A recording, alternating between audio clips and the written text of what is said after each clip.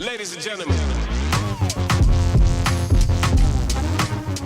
And welcome to the More Than Marketing Podcast, the podcast for people who are far too talented to be employed, but sometimes are, and that's okay. To my left is my co host today and every day, the amazing Jenny Cato, aka Jenergy. Hi! Great to be here with Megan. Today, I get to introduce you guys to a new friend of mine. Her name is Meghan Brown. Meghan is an amazing, stylish, ambitious woman that I met a couple of days ago, and she's the owner of Exquisite Direct on Broad in Murfreesboro. Meghan, welcome to the show. Thank you for having me.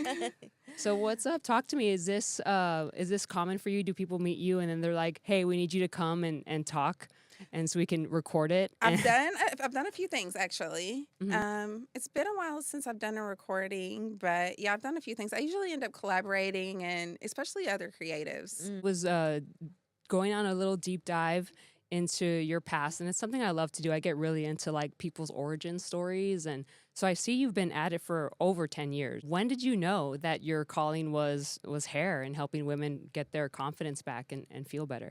So honestly, kind of started out as like a personal journey. Being from a small country town, Murfreesboro has grown a lot now, but it used to be very country. The history, of Murfreesboro is built on a lot of like slave land and plantation land, and it's very country out there. So there's not much beauty or fashion kind of rooting from that area. So for me, my hair was always a struggle. I am biracial. Mhm. So my dad's black, my mom is white. My mom didn't know what to do with my hair.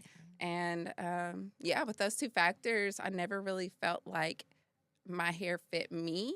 Yeah. So it was kind of like a personal journey for me, to be honest. And I just started dabbling with it. I did some hair modeling when I was younger, Mhm. and they kind of opened me up to some possibilities. And I started doing people's hair just at home. I actually started with an ex, honestly. He had locks. And so I was like, he's gone for 6 hours. I think I can do it.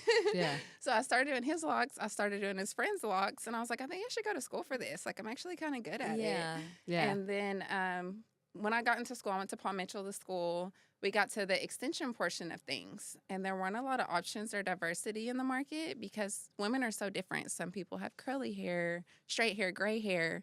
And I was like, I really want to kind of research and find a way to bring diversity to the area. So I started out as a stylist initially, but I'm not a stylist. I haven't been a stylist in 8 years. Now I'm just a supplier, importer. I collaborate with stylists, Mhm. and I'm a partner with them now. You actually go across the country to other countries around the world to actually see where the hair is sourced Yeah. and learn about the texture and learn about the process from beginning to end. Tell us a little bit about that, like places you've gone and stuff you've learned. Yeah, so I've been to Vietnam, I've been to India. I just really wanted to make sure things were ethically sourced because you hear a lot of like black market or like child labor. And I just wanted to make sure and see for myself because hair holds energy when you're dealing with human hair and you're carrying that with you. Our own hair holds energy. So I just wanted to make sure that was coming from a peaceful place. Going to India, it was a very poverty-stricken area. I was surprised by that. My hotel, it was gated, barbed wire, armed guards at my hotel. Wow. So the owner of the factory actually was my called escort while I was there, and that was a very humbling trip. When you think factory in America, it's very different than because I was like a factory, like American factory, but when you go there, it's really like a 5-level home where families like work together Mm-hmm. and they do everything by hand. Oh, wow. Yeah, so that was really cool. So basically, the way they collect the hair is from temples, Mhm. and it's like a sacrificial thing for them. What? They donate the hair as an offering, and then so like the man of the house or whatever, he'll go and it's like an auction, and he buys it by pounds and weight, and so that's how I buy it. I buy it by weight. Okay. And so I got to see that whole process of it at the house, the cleansing process, making it into the pieces. And I did visit with other places while I was there. I was just like, I just want to see and kind of shop around. But other places I went, they just had a showroom like what I have here in Murfreesboro. Mhm. And I'm like, I want to see what y'all are doing. I don't need you to just come out from the back. Like, Yeah, get me in the back. yeah, let me see what I didn't come all this way just Yeah. for this. So the fact that he really like took me to his family home and showed me everything was really, really cool. Yeah. But yeah, it was crazy. Like old people in the street, like dragging themselves because they have gout and their legs are rotting and deteriorating. And kids barefoot and naked in the streets and dirt roads, and they don't eat beef there. Mm-hmm. I didn't realize how much I eat beef until I went over there. I was like, I love a good, roast and steak, and because like cows are sacred there. Wow. Yeah, so they just roamed the street. Like they would stop traffic. You'd have to wait for like cow crossings. Like it was very very third world You're vibes. like, you're not gonna eat that. And I went to the beach one day. I got brave. I was like, I'm gonna venture out for a couple of hours. And the women, they wear these beautiful gowns. Like the gowns and the jewels and everything are so pretty there. Yeah. But then they're at the beach and their kids are naked. Oh. And so like the boys, I don't know about little girls, but there was a lot of little boys naked. They're like fully clothed and like their kids are splashing in the water naked. I'm like, okay, this is different. Yeah, this is interesting. Yeah, I mean, that's one way to do it for sure. When you were over there, did you see other like fashion or different? I mean, types yeah, I of- went to some of the shops and things, and like I said, just the jewels and, the cloaks and the fabrics and things like that were really beautiful. Something that I took away from there, too, was every time we had a meeting, even just like this, they served chai tea. Every time you meet at all, they serve. Delightful. Yes, very delightful. So now I'm like that next time. Delightful, an yes, avid chai tea lover. Yes. I bet it's good over there too. It's so good. But it just was a very humbling trip just to see kind of like how they live and like how grateful and kind they are versus here, like everything sets everybody off and everybody's so on edge all the time. And I mean, we're just so spoiled here as a country. When you see old people dragging themselves in the street because of gout and kids running barefoot in the street, it's just like we don't have, we have problems, family gets sick and you have heartache, but we have so much support and so many resources here that they don't. Yeah, so much to be grateful for. Yeah. And then Vietnam was different. Vietnam was more touristy, more modern. I felt more safe there. They had night markets in the street, and that was a cool experience. Was it set up like in India with the house, or the hair came from a night market? How does the hair work? So, like Vietnam and China and places like that, Indian hair is like raw because it's collected raw from the donor.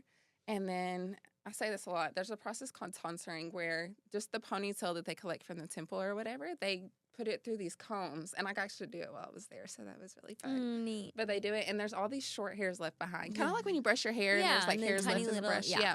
So they take all those short hairs, and that's when they ship it to Vietnam and China and places like that that do have chemicals. Because India is also like a very holistic country. Yeah. That's another thing I didn't notice was like how chemical America smells, like chemicals. Yeah. Have you been overseas ever? I've only been to the Dominican Republic. Okay. Yeah, but going in, like they have the real straw brooms, and like they don't have cleaning agents or like chemicals. So when I came back into America, that's the first thing I'm like, wow, it smells like chemicals here, like bleach and yeah. So, but in Vietnam and China, they do have chemicals. So those short hairs, they perm them, they color them. So there's more options and diversity with what they can do there. So it's not, they don't collect there. They just kind of get shipped the byproduct from India. Yeah. And so, because with India, when I have to provide Indian hair, it's very basic on what your options are. It's like natural brown, some grays, straight wavy curly. But then you go to Vietnam and China, there's like 10 different curl patterns, 30 colors, because they can do all the things. Okay, So it was different. But Vietnam was nice. They were still very humble, very sweet. They invited me to family dinners. We sat on the floor on a round table eating with our hands fried fish, fresh from the water. And Nice. yeah, it was really nice. And traffic, everybody's on mopeds. There would be a family of 4 on one moped. Wow. How? I can't picture it. There's like 2 kids standing, like Yeah. they're packed on, and they're like beep beep beep beep. And that was fun because like their horn is like a courtesy beep. Mm-hmm. They're like beep beep beep beep. We're here, we're Yeah. like honk, if you, I hate you, you know. Yeah.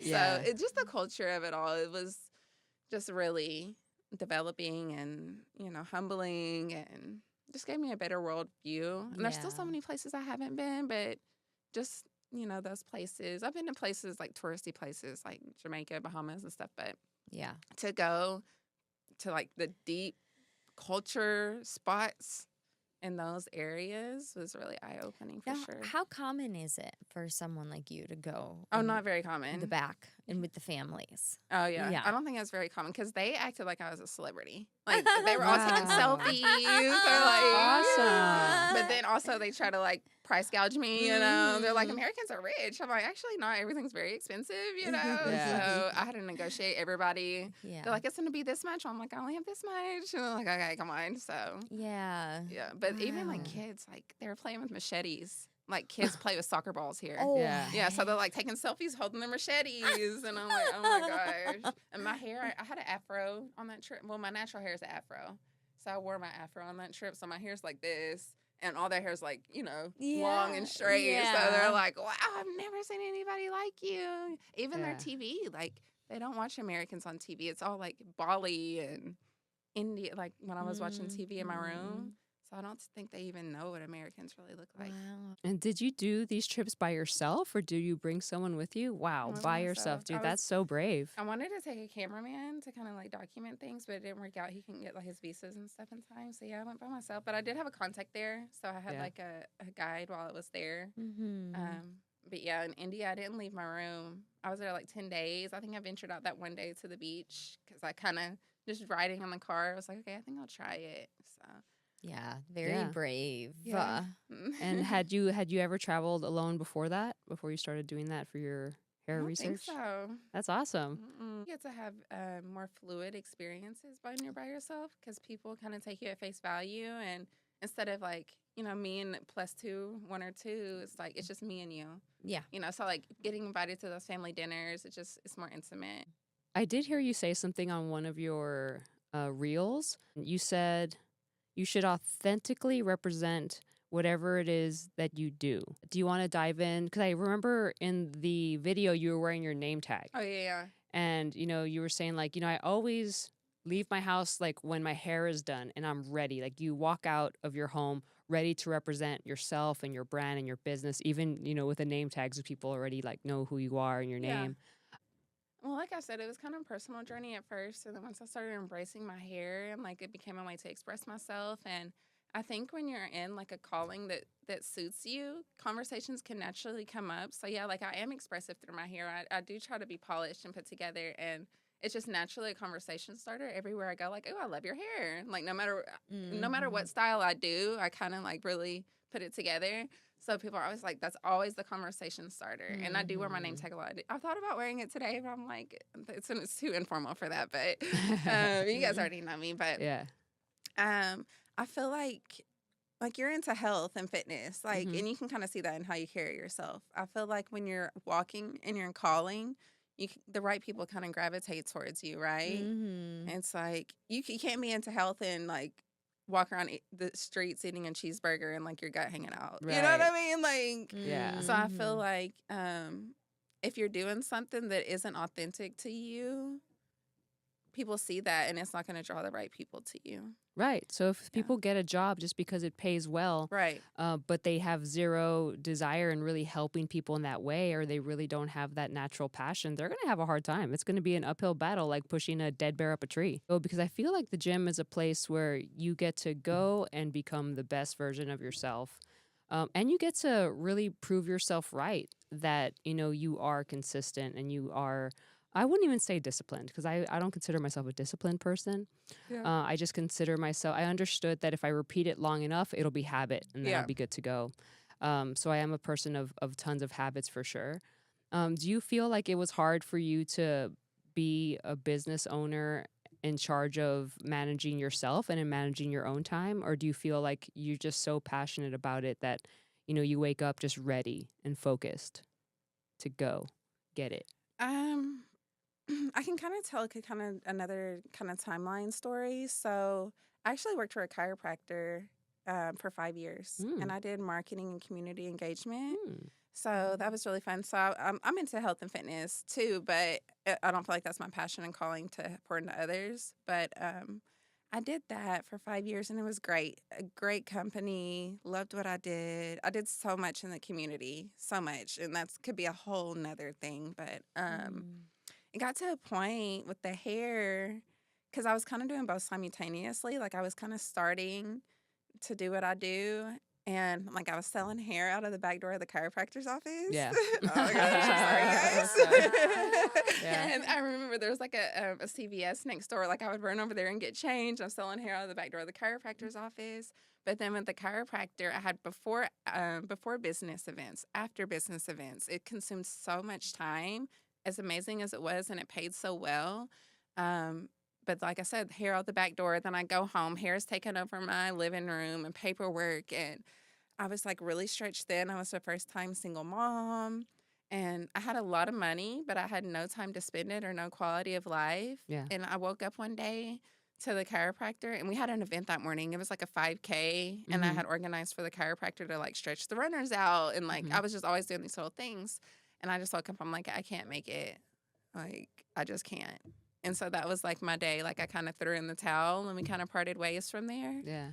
And so I kind of took like 6 months. I was kind of in a funk. I was like just burnt out. Yeah. And I had a little bit of savings built up. And so I only woke up for my kids. Like I take them to do whatever and I was at home. But people kept calling me for hair. They're like, "Where are you? We need hair." Yeah, And we I'm need like, you know hair. what? My savings are dwindling down. They keep calling me. Mm-hmm. I'm going to commit to this full time. And that's when I opened my first location. So I opened my location. And initially, like I said, it was a personal journey. Then it was, we need more options for women. And then when I opened my doors, it was a whole nother shift of people having hair loss, alopecia, Mhm. thyroid, chemo. Because I was in a space with other people. There was a barber next to me. There was nail techs. So people kind of would walk by and they'd like peek in. They'd be like, "Oh, what are you doing in here? Mhm. Do you help with this?" And so I actually ended up during that time when I first opened doing a wig drive. So I gave back. It was in the month of October.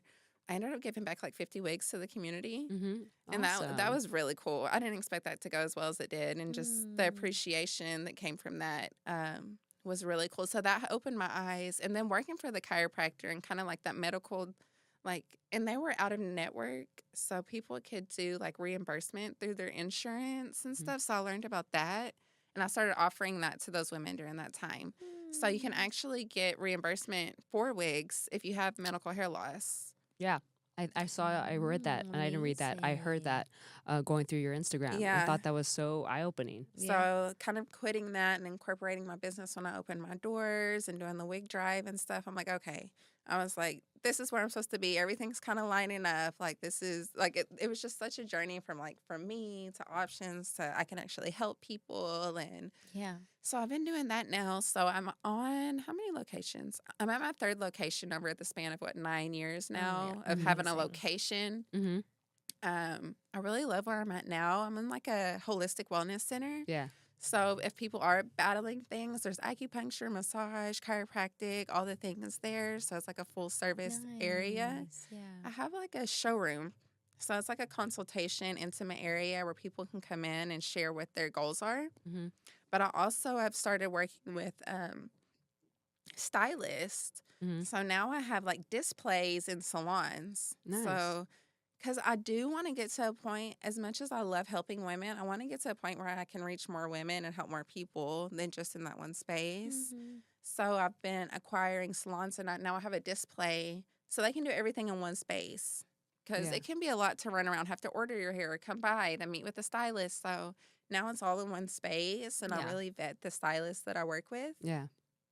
to where they have it on hand and I just keep them stocked and Nice. I'm kind of like an advocate now more for the stylist Mhm. Yeah. and making sure whoever I choose to partner with that the client will be in good hands with them. So that's Mm. kind of Yeah. a full picture, Yeah. you know. No, but it's a really cool story because there's lots of people out there that are working their full time and then they're building something. So like Yeah. working their 9 to 5 to make a living, but then working 5 to 9 or later to like make their life, like Yeah. build it. Well, you said you had savings. How many months worth of utilities and savings would you say suggest for someone to have before they make that switch to just cut off the the I would job? definitely say probably 6 months. Okay. Yeah, at least 6 months. Because you're going to Mhm. have to invest and things come up. And, I think 6 months is a safe net. And that even gives you a couple months if you need to go grab a job or something real quick, you can. Yeah, I have a friend who has 6 months that she's coming at the end of. And it's like, okay, pursue my passion more or get a job or it's time to get up. And Get it's going. not just all like you're successful after that, Like I Yeah, still it's a struggle because you lot. continue to reinvent yourself and Yeah. reinvest. And even with what I'm doing now with the stylist, I have it set up into a way where it benefits everybody. So it's not a ton of money out of pocket for the stylist. I kind of invest in them Mhm. and provide like $5,000 worth of inventory, and they pay me as it sells, and I Wow. kind of keep them stocked. Yeah. So it's like, hand over fist as you try to rebuild and reinvent and, Mhm. get more efficient. And, you have marketing. It's like you do go in the red and you have to come Mhm. back up. And it's not like you hit that, I got 6 months in savings, now I'm Yeah. rich forever. Yeah. It's like, no, Yeah. that's just a start. Yeah. You Yeah. got to It's a be okay. grind. Like, but something that I love is everything is going to stress you out, right? Like, you might as well be Mhm. stressed doing something that you love. Yeah. Amen. So it's like, would you rather be stressed doing something with a boss that you hate or doing something that you genuinely are passionate about? 100%. Mhm. Yeah. Amen to that for sure. For the moms out there listening who just need a little bit of advice or encouragement just to know that they can do it, how do you do it? What tips do you have? Honestly, that kind of stems from my past. My mom's a hustler. I'll give that to her 1,000%. My mom is a big time hustler. She's a travel nurse right now, so she's traveling to different states and she chases the bag, baby. Yeah. Me. She chases the bag. Okay, She mommy. chases the bag. Yeah. Yes. My mom always ingrained that into me. But I feel like my mom wasn't, love her down, but I felt like she wasn't as nurturing Mhm. and on that emotional side of things that as I needed. Mhm. And it was hard for her too. She was a new mom and I am biracial, so there was a lot of things that were like foreign to her during that time that she couldn't really relate to. So I just never want my kids to feel how I felt. I don't ever want them to feel like it's a materialistic thing or like I'm so focused on work. I want them to feel like they're seen and that they're, everything matters. Everything matters. So I just spent like time, just intentional quality time is so important for me. So it's like I'm not big on materialistic things. Like we make memories. We make so many memories. We go fishing on the weekends, we hike the waterfalls, we make homemade pizza, Mhm. we do puzzles, like we have story time every night. We go to Jamaica, we go to Yeah. Legoland, like everything in between. Mhm. And I always say like God and family first, business immediately after. And like I said, things are going to be stressful, but you just kind of have to like be at peace with things are going to work themselves out. Like single moms know we're going to make it happen Yeah. and you just can't stress. That's the thing. I used to stress so much. I don't know what's happened in the last year. I don't know if it is because I've gotten closer to God, but I really don't stress, probably to the point where it's probably bad. I do have my moments like where once or twice a year it's like, okay, it's been a lot. I've been harboring a lot, but I don't know. I just get up and when you have beautiful kids, like how can you not put them first? Yeah. That's just such an open-ended question. I'm just like, I don't know. 'Cause I feel I feel like you have to ask for help. Asking Yeah. for help is important. That's something that I had to like break down and do. Like, I need help. Because a lot of times as single moms, we don't want to burden anybody. Right. And especially if you only have like one go-to person, it's like, I'm always burdening this one person. So I think just being humble enough to be like, hey, I need help. This is what I'm trying to do. And as long as you're trying to do good things and you're doing good things, there's always going to be somebody that'll help you. And I think that's why community is super important. We Yeah. talk to a lot of single moms here on the show, but a lot of times they'll say things like, oh, it would be nice if I could, do this, and I really do feel like you can have it all. But like you said, you have to have things in order. So God first, family, and then everything will work out. So what you said, how like I used to stress all the time and I don't know why I don't, it is totally the faith thing. Because when you've got faith, you're literally like not even tripping about it. You could Yeah. have like bills late. You could have a And I'm like, low. I'll figure it out. Yeah, Yeah, yes. every time. Yeah, I'll It figure always out. works out. Yeah. Literally. It has. I've never been without. Yeah, it's always worked out. Yeah. Of course, it's got to work out now. And if Yeah. it doesn't, we'll figure out something else. Exactly. You know? Exactly. But I mean, that's the thing. When your kids show up, I just try to be present for them. I love this saying. It's like depression lives in the past, anxiety lives in the future, and peace is in the present. So just wherever I am in the moment, I just try to be present in that. Like I right now, love I'm here with that. y'all. I'm not worried about what bill I have due or where my kids or, you know, the next thing. I'm just here with y'all. And it's the Exactly. same when I'm with my kids, like phone off, you know, I'm with my kids. Yes. When I'm focused on my hair business, I'm present in that business. So I think just being present in whatever moment, giving it 100% wherever you're at is really important. Because you Mhm. can't give 10, 10, 10, 10, then everything's failing, right? Mhm. So Right. I think just trying to be present and wherever I'm at helps a lot, especially with my kids. And being intentional in my mind, like I have to make that time for them today.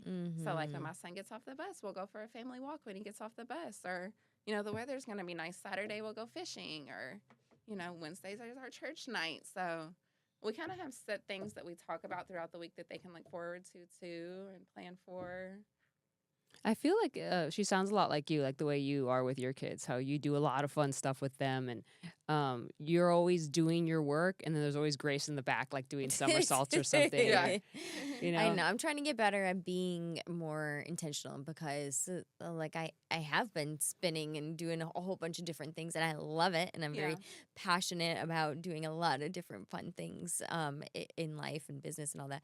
But yeah, I've been making it more of a priority to like really be intentional with Yeah. that.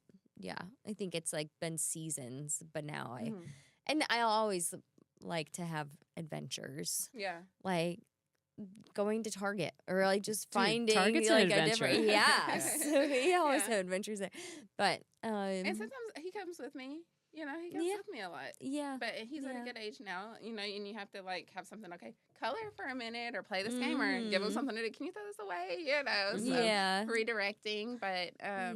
he's in a Mother's Day out right now. He goes to school on Tuesdays and Thursdays. And then I have family. Like I said, you know, Murfreesboro is historically like a lot of slave land and sharecropping is Yeah. the like politically accepted term. Mm. So we actually have acreage out that way that's been passed down through generations. Wow. So my family still lives there.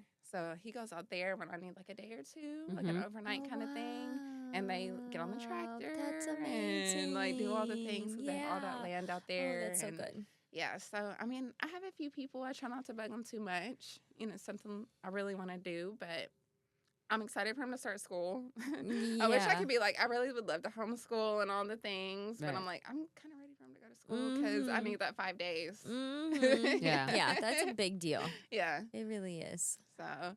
And And- I think it's easier. It seems like it's easier to do things when you're passionate about it. So, like you finding your passion yeah. and being your authentic self, and like you were talking Yeah. about. And like- I don't like go to the clubs and like do stuff like Mhm. that. So it's like where I could burn my family out in that area. I just try to use them for like things that I really want to do. I want to reiterate what I said about my mom earlier. Like I feel like I didn't have a lot of like the emotional, intentional time that I needed, but I give her so much grace because you know she was figuring it out, and I Mhm. think peace in your older adulthood comes from moments like that and realizations like that and extending grace and things like that. But yeah, you got to get out of your own head and just there's a lot of goodness around us to focus on.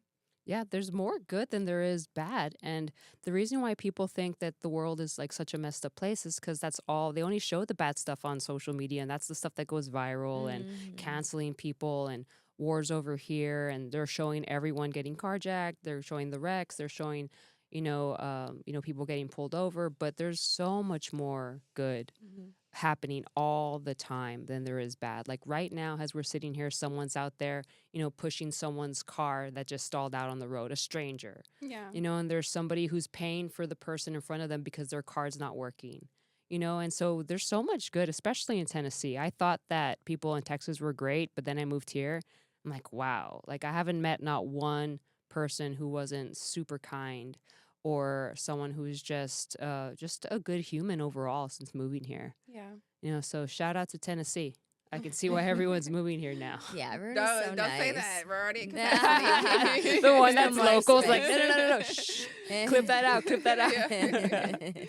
And that's a whole nother thing. Like, I'm local in the whole home buying frenzy. I was able to secure a home. I was so Yeah. excited, but now I'm like, is this really what I wanted? Because being a homeowner, a single mom, a business owner, Ma'am. I'm like, there's always something that needs to be done. I know. I'm selling my house. Are you? I did the home ownership, and then I'm realizing, and it was a larger house, and I got it a great deal. And the amount of time, money to fix, to all that. So I'm like, pivoting. I can sell my house and have my equity and like not have to worry about money for a year or two. It sounds good, but I'm like, I know. the stability of having your kids have like a family home to grow up in. And I'm so torn. I know it. Yeah, it'll all work out. Yeah. Yeah. But I'm just like, right now, I'm like landscaping. But I know. I'll get to that later, right? Yeah. Yeah. It's a lot. Being in the present moment. No, Yeah. no landscaping here. No landscaping here. Home ownership is no joke. Yeah. Yeah. Speaking of the present moment situation, there's this book that I learned that from, and it was called The Power of Now. And I still have to remember that book sometimes because, like, right now, if you really start to stress out about something in the future or worry about something in the past, or flip those around if you'd like the worry and the stress, if you were to just start telling yourself in your head what's happening now, like sitting down with a couple of beautiful women, having a close conversation, and creating just to create. That's awesome. Right? Yeah. And so that's literally all that's happening now. Yeah, narrating what's happening now. And I it like helps that. bring me back every time. I like that. For sure. Or I have to do it sometimes when I'm in traffic, you know, because every time you go out there into the world and commute in Nashville, like, road rage. you are having a near-death experience every single time. Seriously. And so I'm sitting there and I'm like, well, I've got a car that works. It's comfortable. I've got music. I Like can my listen to AC podcasts. works. Yeah. I started thinking about all these different things. And when you do almost get into an accident, some people who don't know about the power of now might get mad because they're like, what if you would have hit me? And they're so mad because of the what if, right? Yeah. But if you're here in the now, you're like, whoa, we almost got hit and we didn't. Woo! Thank God. Like, that's He got awesome. me covered. You know, like, you okay? I'm okay. Cool, we're okay. Yeah. You know, so it's a really good tool that I think a lot of people just need to hear about because I rarely hear people talking about that, like how we don't stress out because we are here now and we're not where the next task is, and we're certainly not with our past mistakes. We're sitting right here, right now, healthy, happy, creating. It's great to be here. Well, and I think too, a big thing that has helped bring me peace is like not letting a bad moment define your whole day. Mm-hmm. You know, letting a bad moment be a bad moment and moving past it. Mhm. Versus where I believe I used to like something bad would happen and like I dwell on it for the day or two. Mm-hmm. So Yeah. I think that's important too, because like it can be one bad moment, but then the rest of your day is so good. Don't let that overshadow. Yeah, people will have a bad 15 minutes Yeah. and they just deem it a bad day. Yeah. Yeah, I was speaking to a man, an older man. His name is Richard, and he's 64. And I was sitting in a waiting area, and I don't know why people just start talking to me everywhere I go. And so I'm sitting there, and he goes, well, you look really cool. Aw. Do you remember the agency name? I'm just saying. Oh, yeah.